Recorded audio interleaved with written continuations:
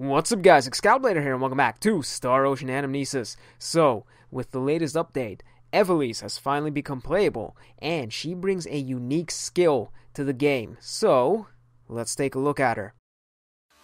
Evelysse is a healer who has the special ability to revive fallen teammates. Her first talent, Spark of Inspiration, increases int by 20% for the entire party. Great for letting your invokers and Summer Sophia do more damage. Her second talent, a girl of many talents, increases the rush combo damage for the entire party by 20%. Again, another buff that increases the party's damage, and this one is pretty rare, so that's very nice. Then we have Blessings of the Stars, recovers 3% HP every 3 seconds, and reduces her rush gauge usage by 20%. Evelysse is notorious for having slow rush gauge accumulation, so this rush gauge reduction is very nice for her skill set. And the extra HP recovery is also nice. And lastly, we have Cryptic Symbology Arts, reduces her AP cost by 25% and reduces her symbol invoking time by 20%.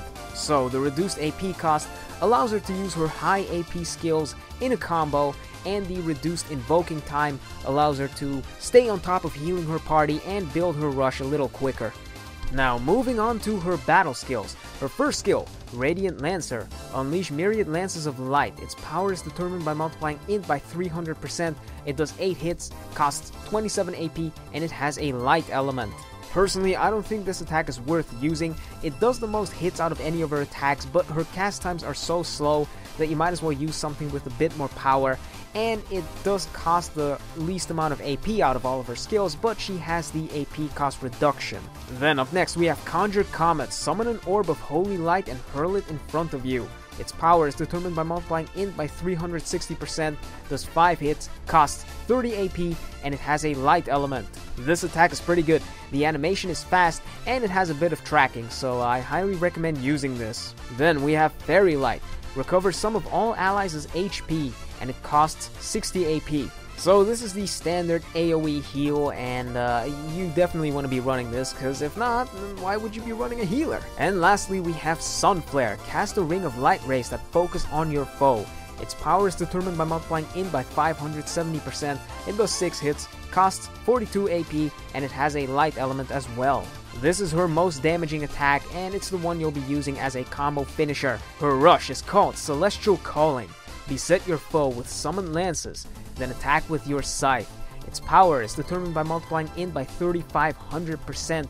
It has a light element, and as a post-rush buff, it increases Eve's int by 100% for 20 seconds, and it revives every single dead party member with 1 HP.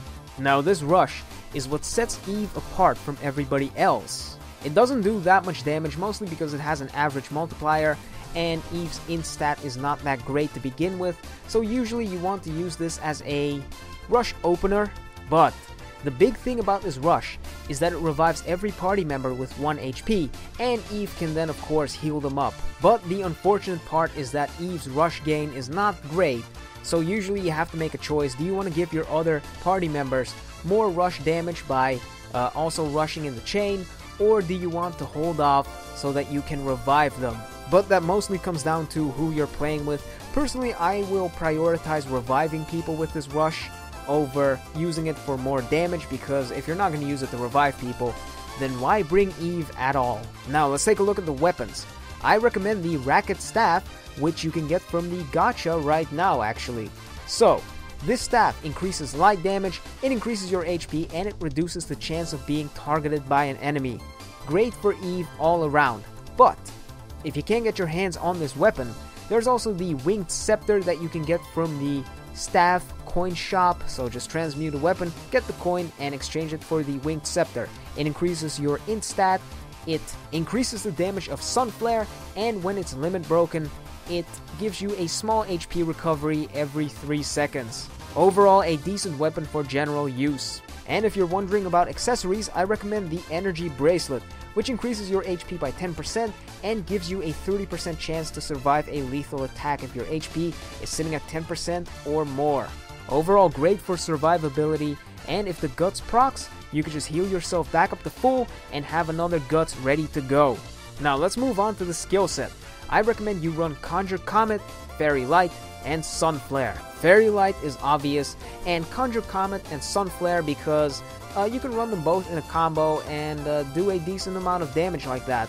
And now, speaking of combos, if you want to do a full-on damage combo with Eve, it should look something like this. A normal attack into Sun Flare, into Conjure Comet, into another Sun Flare. Because of Eve's innate AP cost reduction, you can use this entire combo without investing any AP seeds in her.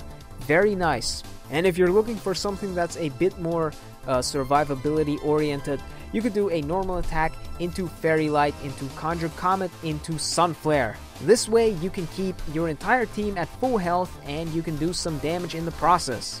Eve is a good choice for some of the more difficult quests because of her ability to revive any and all party members, excluding herself of course.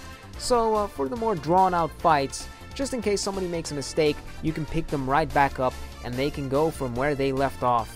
She also provides a rush damage buff and an int buff, which increases the party's damage by a little bit.